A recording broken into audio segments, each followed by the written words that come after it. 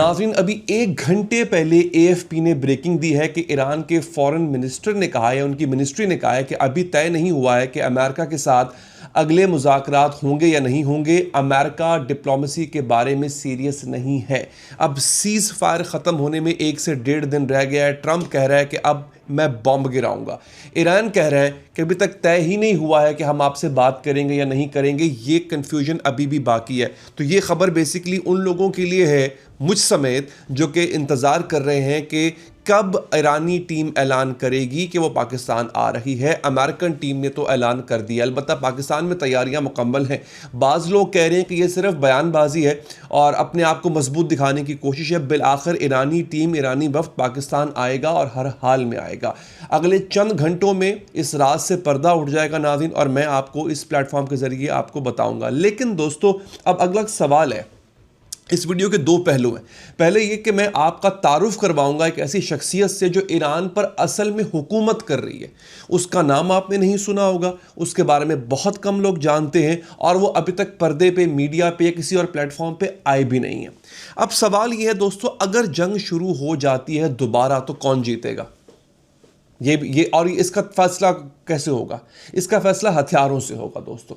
America के पास इस 40 दिन की जंग के बाद कितने हथियार बचे हैं, इजराइल के पास कितने हथियार हैं, और इन 40-50 दिनों की बॉम्बिंग के बाद ईरान अभी भी कितना केपेबल है। एक जायज़ा है, बड़ा इंटरेस्टिंग है, बड़ा दिलचस्प है, जो कि मैं आपके सामने रखूंगा वीडियो के अगले हिस्से में।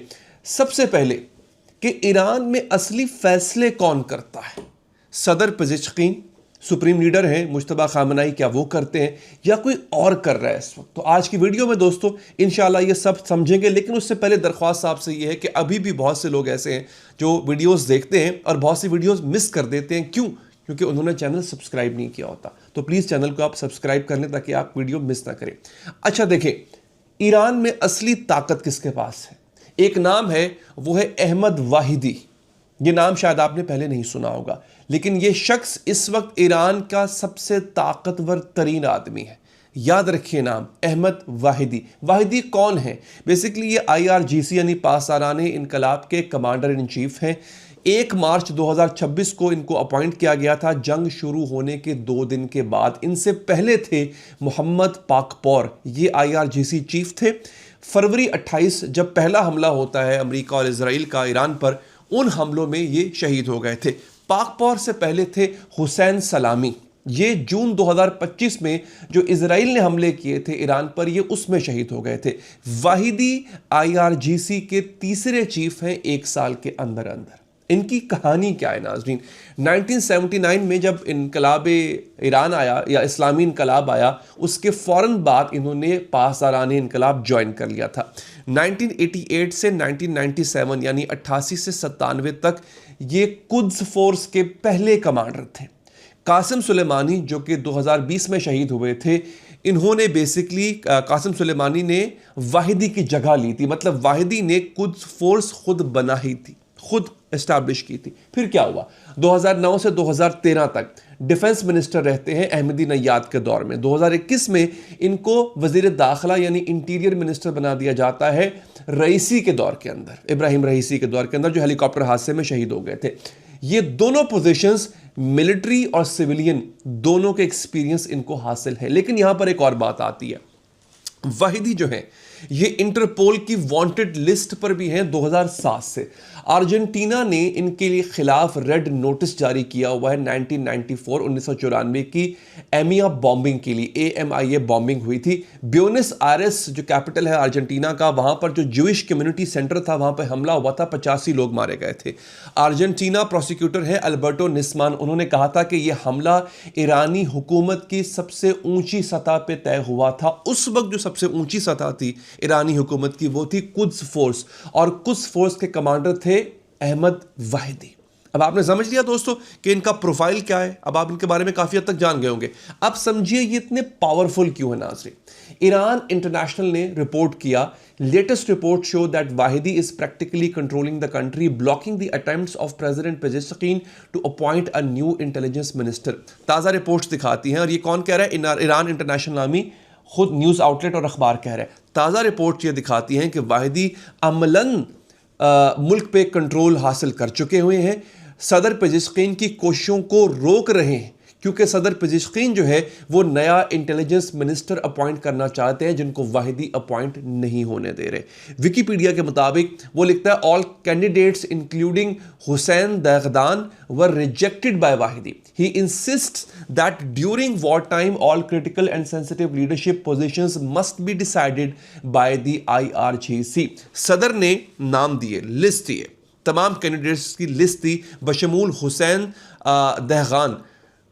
वाहिदी ने रिजेक्ट कर दिया और यह कह के रिजेक्ट किया कि जंग के दौरान जितनी भी अहम और हसास ओहदे हैं वो पासदारानी इनकलाब ही तय करेगी। पीजे मीडिया ने लिखा है वाहिदी और उनका इनर सर्कल सबसे ऊपर आ चुका हुआ है ईरानी हायरार्की के अंदर, और अब सिर्फ फौजी जो हैं वो ईरान के वही उनको आंसर्स नहीं करते, बल्कि मुल्क की जो पॉलिसी साज हैं वो भी वाहिदी को आंसरेबल है, उनको जवाब दे हैं। ISW institute of study of war की रिपोर्ट के मुताबिक Vahidi attempted to insert SNSC secretary Mohammad Bagher Zolghadr into the Iranian negotiation team in Islamabad despite protest from Ghalibaf and Araghchi. यानी वाहिदी ने जुल्कदर का नाम आपने सुना होगा, ये भी बड़े अहम फिगर है, इनके बारे में कभी दोबारा बात करेंगे। उन कोशिश बहुत की कि उनको भी इस वफ्त में शामिल किया जाए जो मुज़ाकरात के लिए पाकिस्तान आया था, लेकिन गलीबाफ ने और अराक्ची ने एतराज़ किया। उसके बावजूद अगर आप नोट करें तो जो मोहम्मद बाकर जुल्कदर हैं उनको इंसर्ट किया गया, वो शामिल हुए। अल जज़ीरा के अली अल्फ्रोने ने लिखा है कि Vahidi is a capable bureaucrat whose background makes him a key war time leader and an ideal chief commander of the Revolutionary Guard. अब नाज़रीन मैं आपको हुर्मुज़ के मसले पे लेकर आता हूं और यहां से आपको पता चलेगा कि अहमद वाहिदी कितने मजबूत हैं और असल फैसले वो कर रहे हैं। हुर्मुज़ के ऊपर जुम्मे को फॉरेन मिनिस्टर अब्बास अराक्ची ने लिखा हुर्मुज़ खुला है, बयान भी दे दिया, ट्विटर पे लिख भी दिया कि हुर्मुज़ खुला है। 24 घंटे के अंदर अंदर, अब जरा बयान सुनिएगा, IRGC ने हुर्मुज़ फिर बंद कर दिया। इंडियन टैंकर्स पर गोली तक चलाई, आपने खबर सुनी होगी कि जो इंडियन टैंकर्स थे उन पर गोली चली थी। ये क्यों हुआ? पीजे मीडिया के एनालिसिस के मुताबिक जो है the foreign affairs minister was taking orders from people who were not in a position to give them. The confusion wasn't chaos, it's the system working as design. Foreign minister Abbas Araghchi उन लोगों से order ले रहे थे जिनके पास order देने की ताकत ही नहीं है। कंफ्यूजन chaos नहीं है, सिस्टम वैसे ही काम कर रहा है जैसे डिजाइन किया गया। डिजाइन क्या है कि IRGC मुल्क चलाएगी, और इसके जवाब में जो IRGC नेवी ने ब्रॉडकास्ट किया, VHF ब्रॉडकास्ट किया, अब वो सामने भी आ गया। आपको पता है VHF क्या होता है? IRGC की जो कम्युनिकेशन थी वो सामने आ गई। अब वो सुनिए क्या कहते हैं। Opening the strait will be at the order of Khamenei and not some idiot. ये IRGC ने कहा कि हुर्मुज़ खोलना खामनाई के हुक्म पर होगा, मुश्तबा खामनाई के हुक्म पर हम हुर्मुज़ खोलेंगे, किसी अहमक के कहने पर नहीं। यानी बेसिकली रिपोर्टेडली इडियट से मुराद फॉरेन मिनिस्टर अराक्ची हैं, उनको अहमक कहा जा रहा है। आप समझ रहे हैं कितनी पावर रखता है IRGC और IRGC का कमांडर। अराक्ची डिप्लोमेट है, वो डील चाहता है। वाहिदी जो है वो पासदारान का चीफ है, वो कमजोरी दिखाना नहीं चाहता दुश्मन को, वो ताकत दिखाना चाहता है। दोस्तों अब नजर यहां पर आ रहा है जो हालात हैं कि वाहिदी जीत रहा है, क्योंकि ईरान जिस जिद पे अड़ा हुआ है, जिस तरह से अपनी बात पे कायम है, अगर डिप्लोमेट्स के हाथ में होता तो शायद ये ना होता। ये वाहिदी ही है जिसने ईरान को जो है वो जमा के रखा हुआ है अपनी बात के ऊपर। अब हम आ जाते हैं इस वीडियो के अगले हिस्से पे कि अगर जंग होती है तो किसके पास क्या बचा है। ये बहुत अहम चीज़ है। मैं पहले मुतादिद वीडियो में बता चुका हूं कि किसके पास क्या है, लेकिन अब सूरत हाल बदल चुकी है। 40 दिन हो चुके हैं जंग को, किसके पास क्या बचा है। सबसे पहले बात करते हैं टॉमाहॉक मिसाइल्स की। वॉशिंगटन पोस्ट ने रिपोर्ट किया है कि more than 850 Tomahawk missiles have been fired in just 4 weeks. 850 से ज़्यादा टॉमाहॉक मिसाइल फायर होते हैं 4 हफ्तों में। अमेरिका कितने बनाता है एक साल में? 90 से 100 एक साल के अंदर बनाता है, और 850 उसने 4 हफ्तों में फूंक दिए। मतलब 850 मिसाइल, ये 8 से 9 साल लगेंगे इसकी प्रोडक्शन को कंप्लीट होने में, जो 4 हफ्तों में इन्होंने ख़त्म किए। बचे कितने हैं? CBS न्यूज़ के मुताबिक तकरीबन 3100 पहले थे, अब तकरीबन 2000 से 2200 इनके पास बच गए हैं अमेरिका के पास। लेकिन यहां पर एक और मसला भी है। टॉमाहॉक की जो प्रोडक्शन है वो 2 से 4 साल पहले ऑर्डर करना पड़ती है, तब जाके मिलती है। RTX कंपनी है जो कि अब 1000 साल की प्रोडक्शन की तरफ जा रही है, लेकिन उसको वहां तक पहुंचने में 3 से 4 साल लगेंगे। अब आते हैं अगले आर्सनल पे, अगले हथियार पे, JASSMER, इसको जैस्मर भी कहते हैं, जैस्मर मिसाइल्स। ब्लूमबर्ग ने 4 अप्रैल को रिपोर्ट किया था कि अमेरिका ने जंग जो है, यानी the US started the Iran war with 2300 JASSM globally, approximately 425 serviceable JASSM missiles remain world wide. America ने जो जंग है वो 2300 जैस्मर मिसाइलों के साथ शुरू की थी। अब जो है उसके पास सिर्फ 450 या 425 के करीब रह चुके हैं पूरी दुनिया में। ये 82% है जो अमेरिका चला चुका हुआ है। प्रोडक्शन कितनी है? 396 से 400 मिसाइल 1 साल के अंदर। रिप्लेस करने के लिए कितना वक्त लगेगा? ऑलमोस्ट कोई 5 साल लगेंगे एक्स प्रोडक्शन रेट के ऊपर। अब आ जाते हैं पेट्रियट इंटरसेप्टर पे। देखें, अमेरिका के लिए इंटरसेप्टर बहुत ज़रूरी है। वो हमले तो करता है ईरान पर, लेकिन ईरान के हमले झेलने के लिए, इजराइल को बचाने के लिए, अपनी बेसिस को बचाने के लिए उसको इंटरसेप्टर चाहिए हैं। पाइन इंस्टीट्यूट के मुताबिक पहले 16 दिनों में 40% थर्ड इंटरसेप्टर इस्तेमाल हो चुके हैं। करंट प्रोडक्शन है 500 से 650 एक साल के अंदर। लॉकहीड मार्टिन के साथ कॉन्ट्रैक्ट है 2000 साल तक पहुंचने का, लेकिन 2000 की प्रोडक्शन पहुंचने में कम से कम 4 से 5 साल लगेंगे। स्मॉल वॉर्स जर्नल ने लिखा है कि ईरान जंग ने अमेरिका का मिसाइल स्टॉकपाइल जो है वो उसके अंदर एक बहुत बड़ा सुराख कर दिया है। पहले 16 दिनों में 6000 से ज़्यादा स्टॉकपाइल इस्तेमाल हो चुका है। इसमें आधे ATACMS और प्रिसिजन स्ट्राइक मिसाइल्स भी शामिल हैं। अब दोस्तों यहां पे एक और एनालिसिस, जो मतलब ये फैक्चुअल बेस्ड एनालिसिस है, CSIS के टॉम कराको ने एक बड़ा कमाल का एनालिसिस किया। वो कहते हैं कि every Tomahawk used against Iran is one less that could be employed in a conflict with China. हर वो टॉमाहॉक मिसाइल जो ईरान के खिलाफ चलाया जाता है वो कम हो जाता है उस स्टॉकपाइल में से, उस जखीरे में से जो चाइना के खिलाफ हमने इस्तेमाल करना था, क्योंकि चाइना के पास अभी सब कुछ पड़ा हुआ है। अब आते हैं इसराइल की तरफ। इसराइल के पास जो डिफेंस सिस्टम है वो कौन कौन सा है? Arrow 2 and arrow 3 long range ballistic missiles है डिफेंस सिस्टम के लिए। इसकी प्रोडक्शन कितनी है? 24 बनते हैं 1 साल के अंदर। इमरजेंसी एग्रीमेंट हुआ है, ट्रिपल करना है इसको, 24 की बजाय 72 हो जाएगा, लेकिन फिर भी बहुत कम है।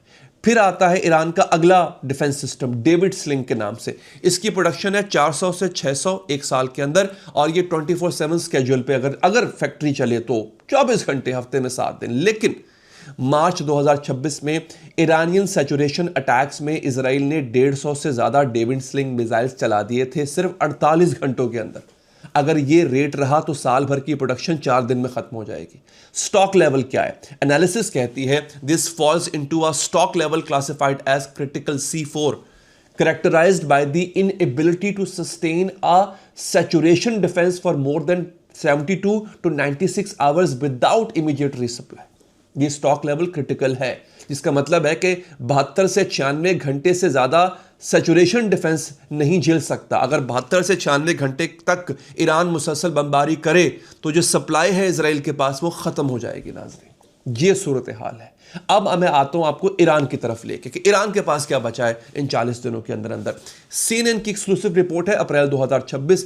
CNN कहता है रफली half of Iran missile launchers are still intact and thousands of one way attack drones remain in Iran arsenal despite the daily pounding by US and Israeli strikes. Iran की तकरीबन आधी मिसाइल लॉन्चर्स अभी भी सलामत हैं। इन्होंने missile launchers तबाह करने की बहुत कोशिश की थी, और हजारों ड्रोन्स अभी भी उसके जखीरे में, आर्सेनल में मौजूद हैं, रोजाना की बुनियाद पे अमेरिका और इजराइल की बमबारी के बावजूद। अब आते हैं न्यूयॉर्क टाइम्स की रिपोर्ट के ऊपर। वो लिखता है at the time of the cease fire Iran had access to about half its missile launchers. In the days that immediately followed it dug out about 100 systems that had been buried inside caves and bunkers, bringing its stockpile back up to 60% of its pre-war level। मैंने कल के vlog में एक खबर बताते हुए दी थी आपको। वो कहता है सीज फायर के वक्त ईरान के पास आधे लॉन्चर्स थे। उसके फौरन बाद सीज फायर के 48 घंटों के बाद उन्होंने 100 के करीब सिस्टम्स निकाले जो गारों और बंकर्स में दफन थे, उनको बाहर निकाला। अब ईरान के पास जंग से पहले वाली जो सूरत हाल थी उसका 60% है, यानी अपनी ताकत में ईरान ने 60% मजीद इजाफा कर लिया। और आगे सुनिए, once that work is done Iran could reclaim as much as 70% of its pre war arsenal. अगर ये सब काम मुकम्मल हो गया जो ईरान कर रहा है तो ईरान के पास तकरीबन 70% ताकत वापस आ जाएगी जो जंग से पहले थी। अब आते हैं ड्रोन्स पे। Iran has about 40% of its pre war Arsenal of drones. 40% इजाफा हुआ है ईरान के पास 40% अभी भी ड्रोन का एक बहुत बड़ा ज़ख़ीरा मौजूद है। और इसकी प्रोडक्शन कैपेसिटी कितनी है? missilestrikes.com एक ट्रैकर है, बेसिकली आप जाके देख सकते हैं। उसके मुताबिक वो लिखता है कोalition की स्ट्राइक्स के बावजूद, यानी इत्तेहादियों के हमलों के बावजूद, ईरान रोज़ाना 3.3 बैलिस्टिक मिसाइल्स और 6.7 ड्रोन्स बना रहा है। सोचिए ज़रा, अभी भी ईरान की कैपेसिटी असलहा बनाने की है। और जो उसकी अंडरग्राउंड फैसिलिटीज़ हैं, ज़ेर ज़मीन उसकी जो पनागाहें हैं, सोफान सेंटर की रिपोर्ट के मुताबिक एक मिसाइल सिटी यज़्द के करीब है, 1500 फीट गहरा है। और वो इतना बड़ा है कि उसके पास अगर आप बमबारी कर भी दे तब भी जो अमेरिकी मिसाइल है वहाँ तक पहुँच नहीं सकते हैं। और वो सॉलिड ग्रेनाइट से बना हुआ है जो ज़बरदस्त प्रेशर को झेल सकता है। नाज़रीन, आगे वो लिखता है, Iran has been able to dig out the bombed entrances and return the sites to full operation hours after attack. Hours जो इन्होंने बम किया था ना ईरान के मिसाइल सिटीज़ को, ईरान के बंकरों को, और उनके रास्ते बंद कर दिए थे। बेसिकली करते क्या है, आप मिसाइल मार के जो रास्ता है उस बंकर सिटी का वो बंद कर देते हैं आप। ईरान ने चंद घंटों में वो रास्ते वापस खोल लिए थे और वही ताकत ईरान के पास आ चुकी थी जो कि जंग से पहले की थी। CNN इन्वेस्टिगेशन कहती है, while 77% of visible tunnel entrances had been hit, activity at those sites resumed quickly। 77% जो दाखिली रास्ते थे इन सुरंगों के, उन पे हमला हुआ लेकिन एक्टिविटी जल्दी वापस आ गई चंद घंटों के अंदर अंदर। दोस्तों, अब जरा असली मसला समझिए। यहां पे शाहिद 136 ड्रोन, इसकी कीमत है $20,000। PAC-3 इंटरसेप्टर, इसकी कीमत है $4.2 मिलियन। रेशो क्या है? एक ड्रोन गिराने के लिए आपको 120 गुना ज्यादा पैसा लगाना पड़ता है। अल जजीरा के एक्सपर्ट हैं मोहन्नद सलोम, वो लिखते हैं कि ये फर्क नहीं पड़ता कि कितने लॉन्च करो, जब तक क्रेडिबल थ्रेट है एक सक्सेसफुल ड्रोन सिक्योरिटी का हिसार है वो तोड़ने के लिए काफी है। दोस्तों, सुफान सेंटर कहता है कि armed drones are relatively inexpensive and can be produced quickly. Many drones can be produced in civilian facilities. आपको पता है कि ईरानियों ने जो अपार्टमेंट लिए हुए हैं उन अपार्टमेंट्स के अंदर ड्रोन बन रहे होते हैं। इतना सा तो होता है, मेरी टेबल जितना ड्रोन होता है, बड़े आराम से एक अपार्टमेंट में बन जाता है। आगे वो लिखता है, इसको डिफेंड करने के लिए आपको अपना मिलियंस ऑफ डॉलर्स का असलहा खर्च करना पड़ेगा। अब सवाल यहां पर ये है, अगर जंग दोबारा शुरू होती है तो अमेरिका की पोजीशन क्या है? मैं बता चुका हूं, अमेरिका अपने 850 टॉमाहॉक चला चुका हुआ है। 8 से 9 साल की प्रोडक्शन लगेगी। जसमीर का 82% स्टॉक खत्म हो चुका हुआ है। इंटरसेप्टर क्रिटिकल लेवल पर आ चुके हैं। रिप्लेनिशमेंट 3 से 4 साल लगेंगे। इजराइल की पोजीशन क्या है? डेविड स्लिंग 48 घंटों में 150 चला चुकी है। साल के सिर्फ 24 बनते हैं। स्टॉक लेवल C4 यानी क्रिटिकल पे आ चुका हुआ है। 72 से 96 घंटे से ज्यादा सैचुरेशन डिफेंस मुश्किल है।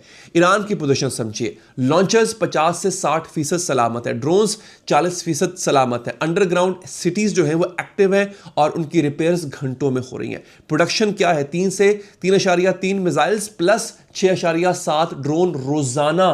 कॉस्ट एवरेज या कॉस्ट एडवांटेज क्या है? 120:1। ये इस वक्त पोजीशन है। तभी तो ईरान कह रहा है कि आपने मुज़ाकरात करने, हमारी शर्तों पे करो, नहीं करने तो हम जंग के लिए तैयार हैं। दोस्तों, वली नसर जॉन हॉपकिंस के एक्सपर्ट है ईरान के ऊपर, क्या कमाल बात करते हैं। वो कहते हैं डिप्लोमेसी का दरवाजा बंद नहीं हुआ लेकिन अब बहुत मुश्किल हो गया, क्योंकि होता क्या है, जानबूझकर इसको जो है वो या फिर गैर इरादी तौर पे ट्रंप ने डिप्लोमेसी को कमजोर कर दिया है और जंग के चांसेस बढ़ा दिए हैं। और अभी AFP ने जो ब्रेकिंग दी है वो ये कि ईरान ने अभी तक तय नहीं किया कि हम मुज़ाकरात में शामिल होंगे या नहीं होंगे। दोस्तों, तो अब असली मंजर यह है कि जंग, मैं बहुत अरसे से कह रहा हूं कि जंग किसी वक्त शुरू हो सकती है। ईरान शुरू नहीं करना चाहता है। ईरान बार बार गेंद को फेंक रहा है अमेरिका के कोर्ट में, लेकिन लग रहा है कि अमेरिका, जो कि इसराइल के हाथों यरगमाल हो चुका हुआ है, अमेरिका चाहता है कि इसको एस्केलेशन की तरफ लेकर जाया जाए। इस पे आप लोग अपनी राय दीजिए क्योंकि आपके तज्जिए को मैं शामिल करता हूँ हमेशा अपने वीलॉग्स के अंदर। अच्छा लगता है क्योंकि आप लोग अहले इल्म लोग हैं, आप लोग सिर्फ खाली कमेंट नहीं करते, आपके कमेंट्स में तज्जिया होता है जो कि बहुत अच्छा लगता है मुझे। वो कीजिए, चैनल को सब्सक्राइब कीजिए। और हाँ, अगर आप लाइव बात करना चाहते हैं, क्योंकि मैं अपने फेसबुक पेज पे लाइव आता हूं और वहां पे कॉल्स लेता हूं, आपसे बात हो जाती है मेरी, तो फेसबुक पेज को सिर्फ आपने फॉलो नहीं करना, सब्सक्राइब भी करना है। अपना बहुत बहुत ख्याल रखिए नाजरीन। अल्लाह ने के बान।